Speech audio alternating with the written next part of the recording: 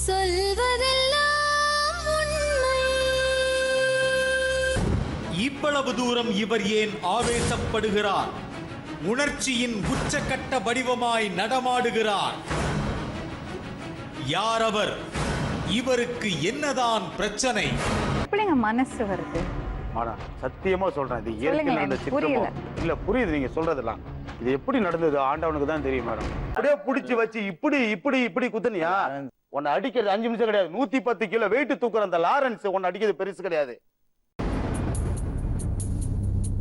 அப்படியுமா அவரு போன பிறகு அப்படி சும்மா அப்படி சில்லு சில்லு சில்லு சில்லுன்னு வரும் மேடம். வெளியில விட்டு பாருங்க, அப்ப நல்லா சிரிக்கிறான் பாருங்க.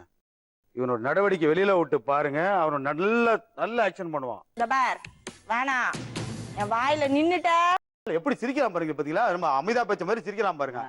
இந்த பாருங்க மேடம், கொஞ்சம் ஏஞ்சி அப்படி போக சொல்லுங்க, இல்ல நான் கூட அங்க போய் நிக்கிறேன் மேடம். சத்தியமா உட்கார எனக்கு பிடிக்கல. நீ நல்லவன் தான், அவன் கெட்டவன் தான்.